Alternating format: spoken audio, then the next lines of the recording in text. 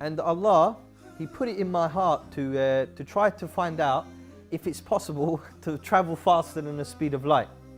Because I wanted to time travel. And I started researching different books. I went to the library, I used to go online. And to cut a long story short, I came to the conclusion that you cannot. But there was one problem with my final verdict, and that was those people who predicted the future. Because how is it possible that someone can accurately predict events that have yet to happen and not know that information because it hasn't yet existed? تعرف أندرو في مدينة سلاو على صديق له اسمه عمرو، وهو بريطاني مسلم من أصل باكستاني.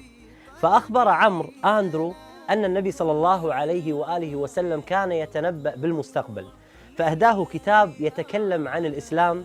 اسم هذا الكتاب دليل الإسلام المبسط.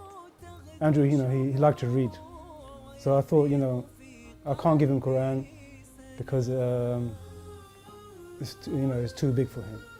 So I thought I'd give him a smaller book, which was the brief illustration of Islam. The first thing I remember reading was an ayat where Allah, in Surah Al-Mu'minun, where Allah subhanahu wa ta'ala mentions how He created man from a sensitive drop of blood. And Allah subhanahu wa ta'ala created man from something alaq, which in the translation I read, it meant a leech, which attaches a blood clot. And something suspended, maybe from something above, For those who might be listening to this, I want them to go and find out what a leech is. And go find out what a leech does. And go find out how a leech lives its life, And then go look at the human embryo. Because I already knew about leeches. I knew that this could be from anyone, there could not be from anyone else except from Allah subhanahu wa ta'ala. Because how a leech works is it attaches itself to a host, It's like a parasite. So it'll attach itself to the host victim and it will extract the blood. And that blood, when it enters into the leech, it does not clot.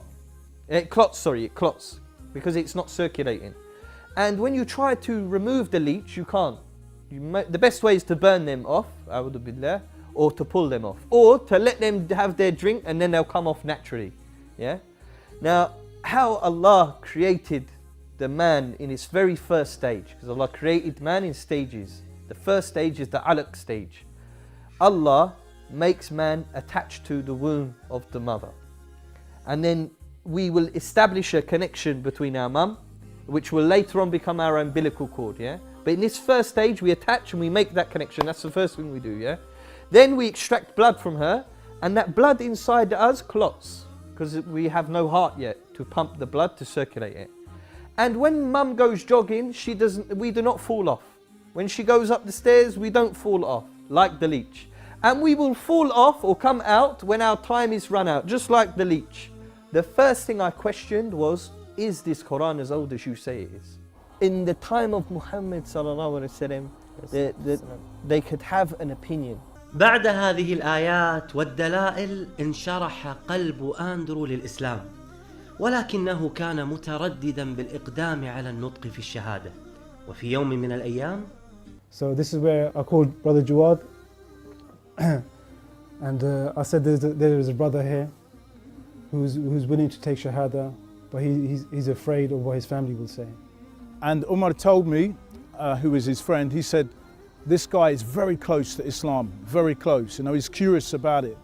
So I said to my friend Umar, I said, well, if he's very close, we need to talk to him. It's very important that we need to talk to him. And one particular weekend, we all got together and we went for a little jog because we were doing Keep Fit. I kind of didn't want to go, but he convinced me and we went.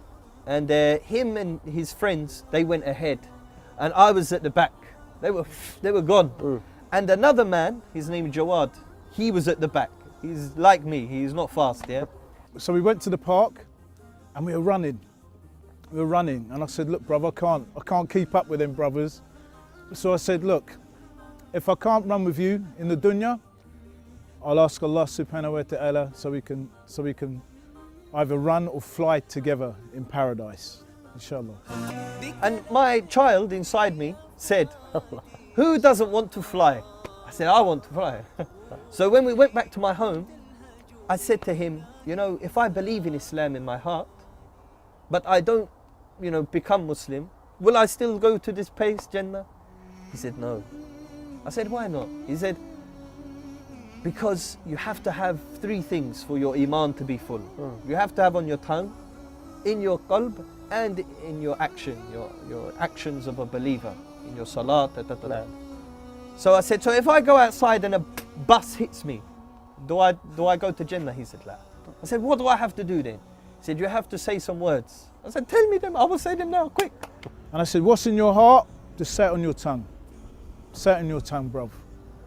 And he said, Ashhadu an la ilaha illallah. Wa ashhadu anna Muhammadan abduhu wa rasuluh. And we embraced him as our brother. And from that day onwards, he's been my beautiful brother ever since, inshallah. I love him for the sake of Allah.